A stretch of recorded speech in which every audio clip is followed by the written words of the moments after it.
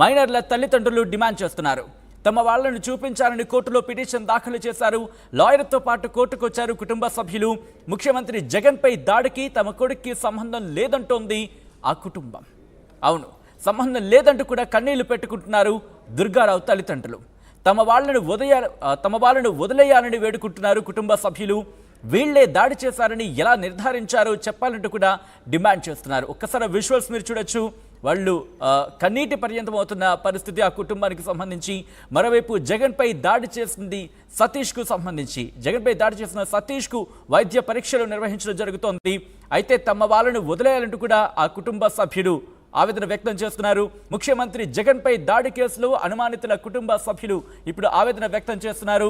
చిన్న పిల్లలతో సైతం వాళ్ళు ఇప్పుడు రోడ్డెక్కి తమ వాళ్ళని వదిలేయాలంటూ కూడా వాళ్ళు ప్రాధేయపడుతున్న ఆ విజువల్స్ మీరు చూస్తున్నారు. వాళ్ళు కన్నీటి పర్యంతం కన్నీళ్లు పెట్టుకుంటున్నారు. మా కుటుంబానికి దిక్కు తనే అంటూ కూడా వాళ్ళే అంటూ కూడా, కాబట్టి వాళ్ళని వదిలేయాలంటూ కూడా వాళ్ళు ఆవేదన వ్యక్తం చేస్తున్నారు.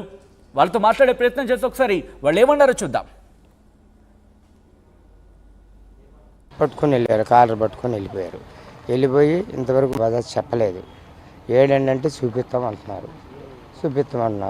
ఏంటంటే మీ అబ్బాయి ఎదిగాడు ఉన్నాడని మేము ఉన్నాడని ఏం చేయలేదు కాబట్టి మేము దాని గురించి చెప్తున్నాం. ఎంతమంది పిల్లలండి? ముగ్గురు ఇద్దరు ఆడపిల్లలు, ఒక మగ పిల్ల. ఏం చేస్తుంటాడు? ఆటో వేస్తాడు. ఆయన ఆటో రోడ్డు మీద టీ తాగి మటుకు కాలర్ పట్టుకోరు, ఫోన్ లాక్కున్నారు. కాలర్ పట్టుకొని తీసుకెళ్ళి జీబీలో వేసుకొని తీసుకెళ్ళి. ఆ ర్యాలీలో ఎప్పుడు లేడంటే మీ అబ్బాయి వెళ్ళాలి అసలు లేదు. ఆటో వేసుకుని పోషించుకోవడం వరకే కానీ మనం తిరగాల్సిన పని లేదు, బయటికి వెళ్ళాల్సిన పని లేదు, అటు వెళ్ళాల్సిన పని లేదు, బయటికి వెళ్ళాల్సిన పని లేదు, తిరగాల్సిన పని లేదు. ఆటో వేసుకోవడం, రావటం, ఏదో ముద్ద అన్నం తినటం, పడుకోవటం, మళ్ళీ ఆటో తీసుకొని వెళ్ళిపోవటం.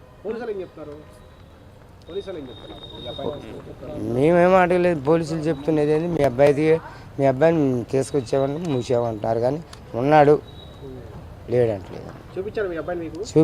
చూపించమని వెళ్ళాము. నిన్న వెళ్తే మేము రేపు 11 గంటలకు రండి మేము చూపిస్తాము. చూపించలే. నిన్న మా కోడలు కూడా అడిగింది, మేము అడిగాం కొద్దిగా ఫోన్ అయినా చేపించి మీ ఫోన్తో మాట్లాడేయండి, లేదా కొద్దిగా మాట్లాడతాడు అంటే ఫోన్కి నేను చూపియం.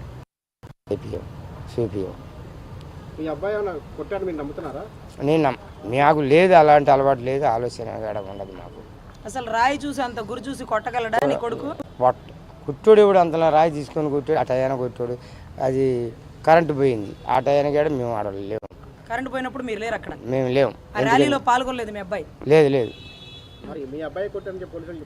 మరి వాళ్ళు చెప్తారు నమ్మొద్దు. అదే ఎవరో ఒకళ్ళని చూపించాలి కాబట్టి. మరి ఇప్పుడు నా మీద కూడా చెప్తావు, అది నా పక్కన ఉన్నాడు అమ్మడి కూడా చెప్తావు. నేనే కొట్టినని చెప్పచ్చు. నేను కొట్టలేదంటే నా పక్కన ఉన్నాడు కొట్టవచ్చు అని చెప్పొచ్చుగా. మా అబ్బాయిని రోడ్డు మీద టీ తాగుతుంటే తీసుకెళ్లారు సార్. పోలీసులు తీసుకెళ్లేటప్పుడు కూడా మాకు తెలియదు. మేము కూలి పనులు చేసుకొని బతికేవాళ్ళం.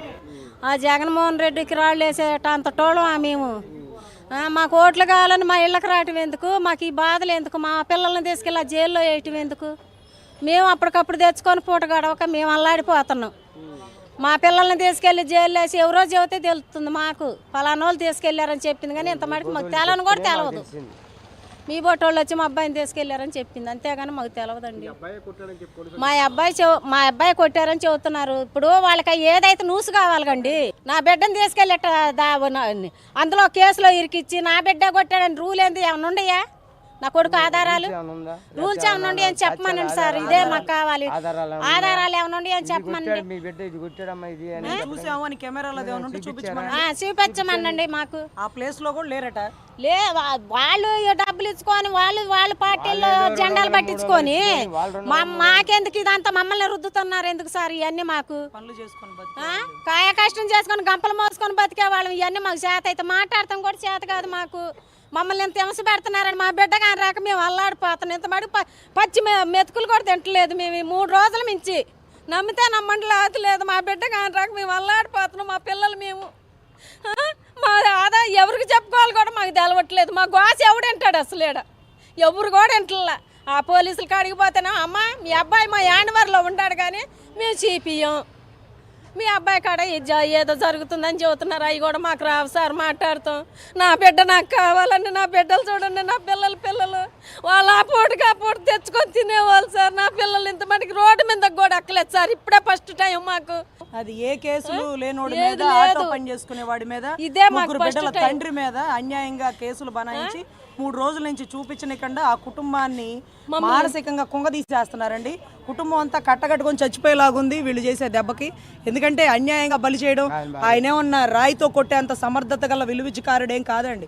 ఈరోజు అన్యాయంగా ఒక అనామకుడిని, ఒక న్యాయాన్ని అంటే అడ్వకేట్ను పెట్టుకోలేక, డబ్బు లేక, ఏదో పేదింటి కుటుంబం అతను ఆటో పని మీద బతికించే ఈ భార్య, తల్లి, 3 పిల్లలండి, వీళ్ళందరినీ పోషించుకుంటూ ఆటో వేసుకునేవాడి జీవితాన్ని రోడ్డుకు లాగుతారా?